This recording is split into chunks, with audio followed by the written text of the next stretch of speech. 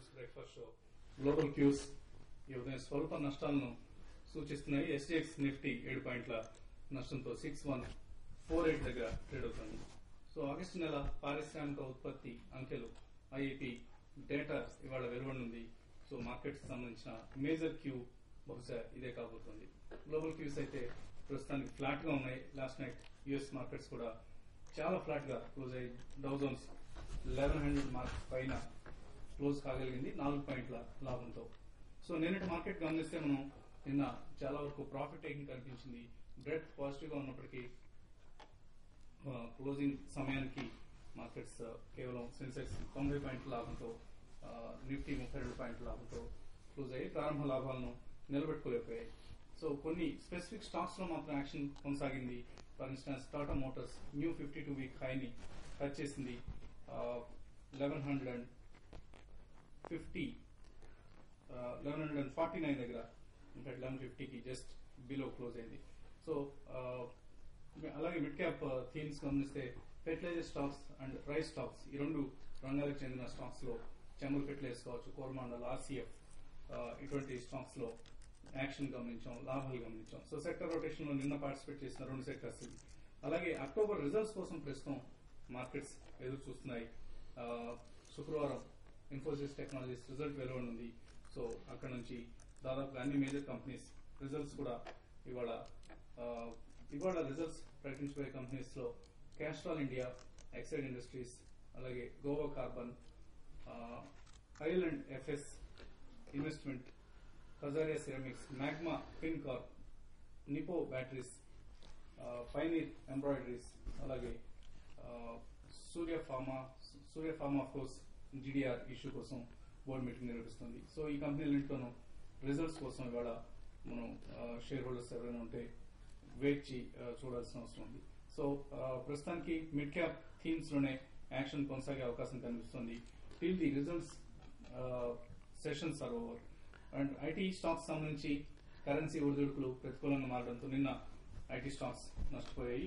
Dollar బలహీనపడటం, రూపాయి బలపడుతూ ఉండడం. అలాగే మెటల్ స్టాక్స్ లో కూడా యాక్షన్ నిన్న మనం గమనించాం. మెటల్ స్టాక్స్ లో యాక్షన్ ఇంకా కొనసాగే అవకాశాలు కనిపిస్తున్నాయి. 2 కొత్త ఇష్యూలు ఇవాళ లిస్ట్ కాబోతున్నాయి. టెక్ ప్రో సిస్టమ్స్ ఈ కంపెనీ 355 రూపీస్ దగ్గర షేర్స్ ని అలాట్ చేయడం జరిగింది. యాంకర్ ఇన్వెస్టర్స్ గా Nomura Securities and Birla Sun Life ఈ 2 కంపెనీలు వ్యవహరించాయి. సో టెక్ ప్రోకి సంబంధించి కొంత ఆసక్తి వ్యక్తమవుతోంది మార్కెట్స్ లో. బహుశా పాజిటివ్ రిటర్న్స్ మనం ఎక్స్పెక్ట్ చేయొచ్చు. అలాగే క్యాంటబిల్ రిటైల్ ఈ కంపెనీ కూడా ఇవాళ లిస్ట్ కాబోతుంది. 135 రూపాయల ఇష్యూ ప్రైస్ తో ఈ కంపెనీ ఇష్యూకి రావడం జరిగింది. అయితే రికార్డు స్థాయిలో పబ్లిక్ ఇష్యూస్, ఇన్వెస్టర్ల నుంచి సొమ్ము రాబట్టేందుకు క్యూ కట్టడంతో ప్రైమరీ మార్కెట్ లో మాత్రం చాలా రాను గందరగోళ పరిస్థితులు నెలకొంటున్నాయి. నిన్న లిస్ట్ అయిన గ్యాలెంట్ ఇస్పాత్ ఫర్ ఇన్స్టాన్స్ ఎటువంటి ఫండమెంటల్ స్ట్రెంగ్త్ కనపడలేదు. ఇన్ఫాక్ట్ ఒక గ్రీన్ ఫీల్డ్ ప్రాజెక్ట్ ను చేపట్టింది, స్టీల్ ప్లాంట్ నెలకొల్పుతోంది, ఇంటిగ్రేటెడ్ స్టీల్ ప్లాంట్ ను. సో లిస్టింగ్ రోజునే 60% కంటే ఎక్కువ లాభాలు ఇచ్చింది.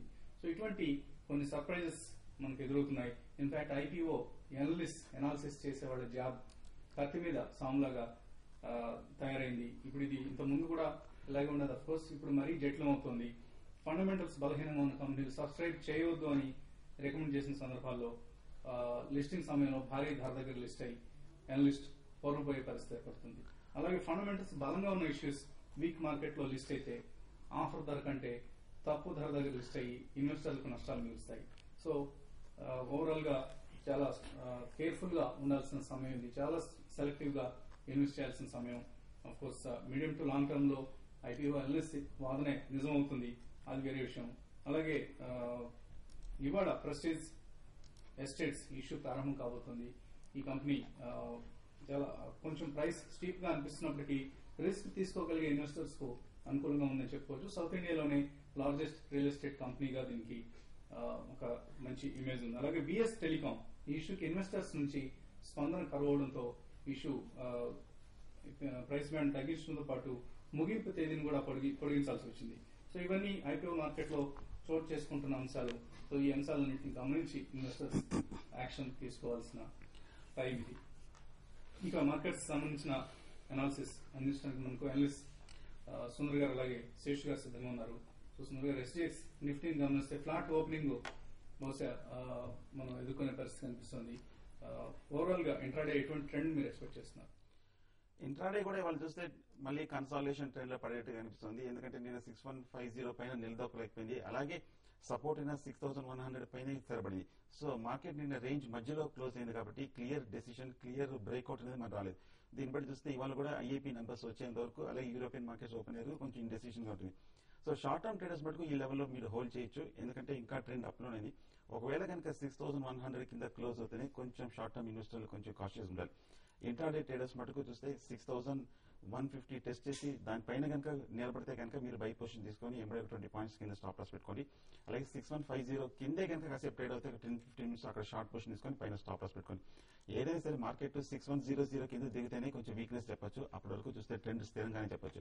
నేను అలాగే న్యూస్ చూసాము, major news, over 5 lakh investors ఈ లెవెల్లో కొంచెం మ్యూచువల్ ఫండ్స్ లో కొంచెం ఎగ్జిట్ అవుతున్నారు, కొంచెం ప్రాఫిట్ బుకింగ్ చేస్తున్నారు. ఎందుకంటే 2008 జనవరి చూస్తే ఈ లెవెల్ నుంచి మార్కెట్ క్రాష్ అయింది కాబట్టి కొంచెం ఆ మెమరీస్ ఇంకా ఉన్నట్టు. బట్ ఏదైనా సరే మార్కెట్ ఈ రోజు చూస్తే పరిస్థితి కొంచెం ఫండమెంటల్ గా ఇంప్రూవ్ అయినట్టు కనిపిస్తుంది.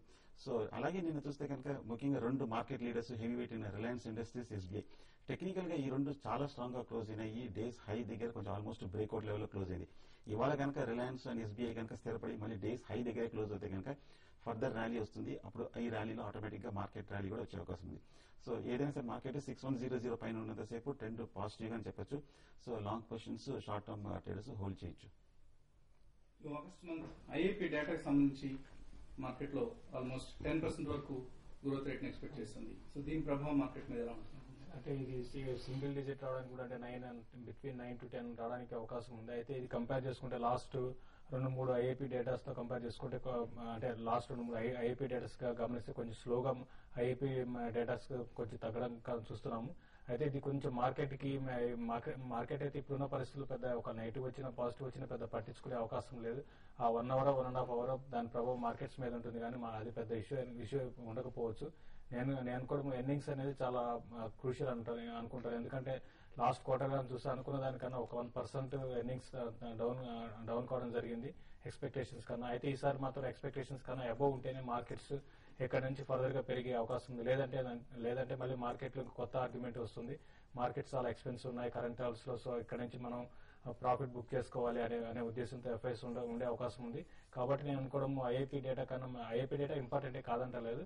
అయితే దానికి ఆల్రెడీ మార్కెట్ డిస్కౌంట్ అయిపోయినాయి. ఆల్రెడీ ఇప్పుడు ప్రైస్ చూసాము, నిఫ్టీ దగ్గరగా లాస్ట్ ఒక 2-3 months లో దగ్గర 800-900 పాయింట్స్ దాకా పెరగడం జరిగింది.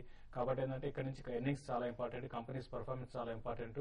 దీంతో పాటు మన జీడీపీ గ్రోత్, ఇన్ఫ్లేషన్ ఇవన్నీ కూడా ఇన్ఫ్లేషన్ కంట్రోల్ ఉండి జీడీపీ కంటిన్యూస్ గా అప్ ట్రెండ్ లో ఉంటే మాత్రం మార్కెట్స్ ఇక్కడ నుంచి ఫర్దర్ గా పెరిగే అవకాశం ఉంది. లేదంటే మాత్రం మార్కెట్ లో ఒక లాంగ్ టర్మ్ కన్సాలిడేషన్ రావడానికి కూడా అవకాశం కనబడుతుంది. ఓకే అండి. సో ఇన్వెస్టర్స్ నుంచి కాల్స్ తీసుకోబోయే ముందు ఇప్పుడు ఒక చిన్న బ్రేక్ తీసుకుందాం.